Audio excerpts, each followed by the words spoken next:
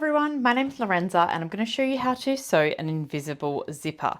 Now this would be an invisible zipper, say if we just had it in a skirt or a dress without any lining. So all I'm going to do is the zipper. I'm not going to do any facing or any lining. I'll do that in some other videos. I sort of want to build on this sort of zip series. So to begin with, we're just going to be learning how to do an invisible zipper into your center back. So you'll need an invisible zipper foot. Do not try and attempt to sew an invisible zipper without one of these feet. You're just not going to get in nice and close to the teeth. So here's what one of them looks like. This is an industrial one, but you can get them for domestic machines. And they've got two little grooves here, and that is for the sides of the zipper teeth to go through. And I'll show you in detail when we're at the machine, but essentially it sits like this, so the teeth can go into that little groove on the zipper and onto the zipper foot. So these are two center backs. Let's just pretend this is a skirt. And if the garment doesn't have a lining, I always overlock the edges of the center back because you don't want them to fray. So I have overlocked these.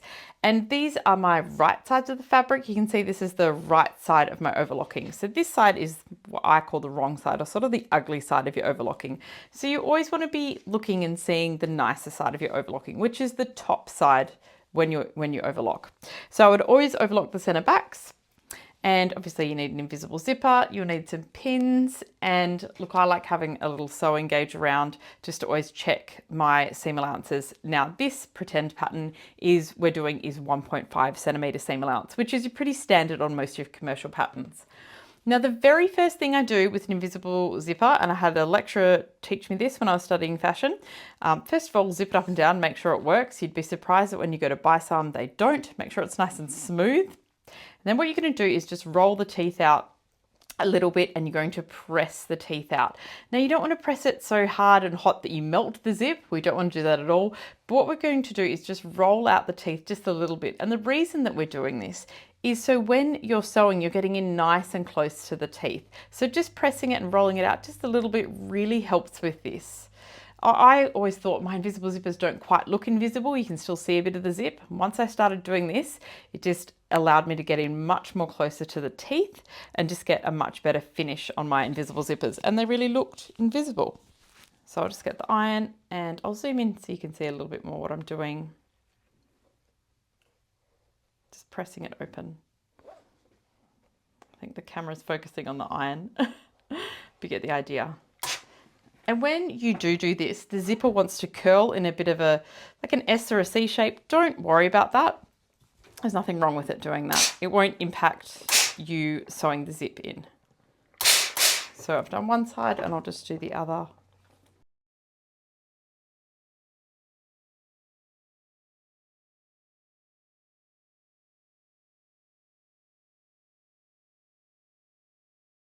So you can see that it's sort of wanting to curl a bit. Like I said, don't worry about it. Now, when I do an invisible zipper, the first thing I do is I just want to make sure that I've got the zipper and the fabric and everything going the right way. I don't get myself too fussed about making sure I'm getting at the right spot at the top. I just want to make sure I've got it all going in the right direction. So this is the right side of the zipper tape. It's going to go right side onto the fabric, and I'll just pop a pin in it and I'll give it a bit of a practice to make sure the zip is placed all around the right way. So just make sure you're putting it all on the right way first, and you might have to flip it and go, oh, hang on, no, that's right or wrong. And I do this on a lot of things when I'm not sure what I'm sewing. Again, I had a lecturer teach this to me. They said, you just want to pull it through or zip it and have a look at it and see, is that the way it is meant to go? Before you put a lot more pins in it, or before you baste it, or before you sew it, just pin it and check, is this how I want it to look? So I've just popped 2 pins in there, and I can just check and confirm that is, I know it doesn't look right, doesn't look lined up at all, but that doesn't matter. I know that I've got the zipper tape pinned in all the right sides on the fabric. So now I can just take my time actually getting it in the right place before I sew it in. Now my little trick with zipper tape, and where do you place it? So I've got that pin there, I know it's going to be there. Where do you place it at the top? I found that, so I've drawn a little 1.5 centimeters here. I found that the top of the zip, generally if you see that little zigzag, make sure the zigzag lines up with the top of the fabric, and that's it, that's bang on. So that's 1.5 at the end of the zip, and that'll be 1.5 on the center back of the skirt. So if you put it further up from that, then the zip's going to go higher than where your seam allowance is and it isn't going to look good. So best practice is where that little zigzag is, line it up with the top of your fabric, and generally you'll get a perfect place zipper. It took me years to work that one out. And as far as how far in, like I said, it's 1.5 centimeters seam allowance. So we just get the little sewing gauge, and 1.5 there is sort of that line on the overlocking, which is great. So we can just line it up with that. So you can see I'm lining up where we're going to be sewing on the zipper here, just near that groove of the zip with the edge of the fabric. And that's 1.5 centimeters exactly. So we've got a great stitch line there we can line it up with. This is a 4-thread overlock I did as well. So getting the zigzags at the top and lining the zip up with that overlocking. And then I'll just run pins down it all on this side. And then I'll do the exact same thing to the other side. I'll zoom out a little bit so you can just watch what I'm doing.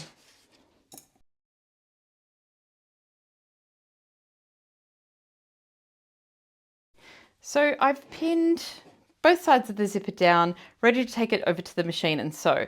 But I do wonder if any of you are saying, hey, you haven't sewn the centre back seam yet of the skirt. This is a very short skirt, isn't it? It's a mini skirt. Now, reason being I haven't sewn this yet, and all the patterns will tell you, like sew up to this point, and they'll have a little point on the pattern. The reason I never do this seam first, I always do it last, is because I found every time I would do what the pattern says, there'll be a little dot here saying, you know, sew up to this point. The amount of times I never found a zipper that was to that point. So I'd sew up here, backstitch it, then sew the zipper would say come up to here, then I'd have to go back and rework and stitch up to the zipper. Or I'd have to unpick if my zipper was longer, which probably happened more than often than not. Now, once you're reworking that much with unpicking, sewing, and pressing, the fabric's just not going to look good at the base of the zip. So you want to handle this area at the least amount of time and hands and pressing as possible, and your sewing machine and your unpicking, because it just starts to look really overworked. So I always sew the centre back seam last. Now, yes, you can't get right up there to the very end of the zip. You're probably about 2 mil off, but you'll see when I turn it through that it still looks perfect. It's seamless. You're not getting this gap at all. So in my opinion, which I know is very different to every sewing pattern you've probably ever read and other sewing teachers might have, I say sew the centre back seam of whatever you are sewing, sew that last and sew it up to the zipper with just a normal presser foot as well. All right, so I'm going to take it over to the machine and we will use the invisible zipper foot. I'll pop that onto the machine and we'll sew down this side, and then we'll do the other side, and then I'll put the normal zipper foot on and I will sew the bottom and then bring it back over and give it a press, and that will be the invisible zipper done. All right, I'll take you over to the machine. Okay, over at the machine, and I've got the invisible zipper foot on. So what we're going to do with the left-hand side of the zip is we're just going to make sure that that little groove, the zipper is going into that groove. So I'll zoom right in, hoping you can see there how it's going to go in there. And then I always do a few back stitches. We don't want to sew over any pins. We'll just take them out as we go. And that's it. We're just sewing along. Just ignore that thread. And we just take out the pins because we don't want to sew over them at all. And we're just sewing along until we get to the end. It's not really much else to it. As long as you've got this zipper foot, you can see that we're getting a really nice, we're getting in really nice and close there where we're sewing. I do have it on a longer stitch. I'll just take it back down a bit because I was sewing something else. So taking it back down to a 3, I had it on a 5. You should be always sewing it at around a 3. So as we get towards the end, so you just go as far as you possibly can to the end of the zip. Oh, the presser foot's stuck on the pin. There we go, I got it out. So just go as far as you can, and you hit a point where it just can't go any further. Back stitch, and then we'll do the other side. And the other side as in, I don't like to sew from the bottom back up to the top. I think you can get some real inconsistencies with the way it's pulling the fabric and the zip. So I always go from the top down on both sides of the zipper. That's just my personal preference.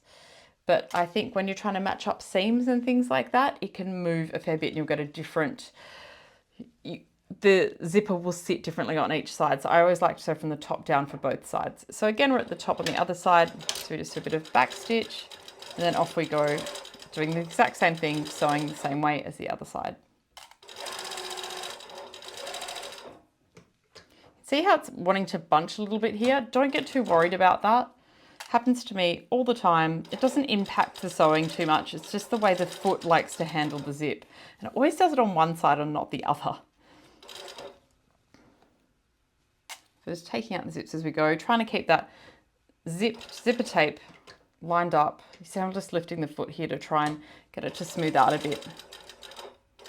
So getting the zipper tape to line up with that overlocking stitch still. And same as the other side, we just go as far as we can until it stops. Oh, and then back stitch, and we're done. So while we're here, like I said, I will put I'll zip it up, and then I'll pop the normal foot back on. I will zip it up, pop the normal foot back on, and we'll sew. I know it's like a tiny bit of the center back there, but we may as well sew it, and I can show you how close up I'll get. So there's the zip, but we'll take it over to the table where you can get a better look at it. So there's my normal foot back on, and we'll just do this end bit so you can see how close up I can get to it. Now I would say always put your normal zipper foot back on. Don't be lazy. Don't think, oh, I'll just sew it with this foot. It doesn't sew anywhere near as nice a seam. So get your screwdriver and change it back to the normal foot to do that center back seam. Always. That is my advice there. I've tried to cheat before and thought, oh, I'll just use this foot. It doesn't look as good. So I just sew the center back seam. So on this pretend garment, we're doing it at 1.5. My tape here is at 1.5. So line that up and then just pull the zipper tape out of the way. So pretend that's the bottom of the skirt. Like I said, it's a mini skirt. Then you're going to sew up there and try and get as close as you can. Don't try and go all the way. It won't go because of the zipper, and that's fine. You're going to get as close as you possibly can without sewing any part of the zip, because otherwise it'll not look good. We don't want to catch the zip when we're sewing. So see, there is a few mil there left, but when you turn it through, and we'll give it a press, and I'll show you, it looks absolutely fine. So we'll give it a press and I'll show you back up at the table. We're back up here. I want to show you the zip is now done. So there's the back of it and there's the front of it. So you'd have enough now there to do your facing or your lining or whatever it is you're doing. So you've got that 1.5 still, and that's where it ends perfectly. So you could sew facing on there, and we'll just give it a press and I'll just show you how it looks. And I want to show you at that end there. So see how on the other side, as I said, there looks like there's a couple of mil missing, but as long as you back stitch either side, you're not going to see that from the front side. It looks really good. Well, I said it looks seamless. But you just give it a bit of a press. And zippers can often look a little puckered, but as soon as you give them a press, but of course on calico it's so unforgiving, it always looks terrible. That's the best thing though about calico, and that's why I do mock-ups in calico. So we'll give that invisible zip a press, and your zip is done. So that is how you sew an invisible zip. Yeah, using the invisible zipper foot. And like I said, this is just a zip. We're not going to do facing or anything. I'll do that in another video. And that is the way that I sew an invisible zipper. So always overlock your center backs, pin the zip in place, make sure you've got it going the right way around, put some pins in it, then take it over to your machine and sew it in. Make sure you iron the zipper at the start. I forgot that bit. And then we always sew the center back last, and make sure you sew that with your normal presser foot. Don't do it with the invisible zipper foot. So yeah, that's it. I hope you enjoyed that, and thanks for watching my video.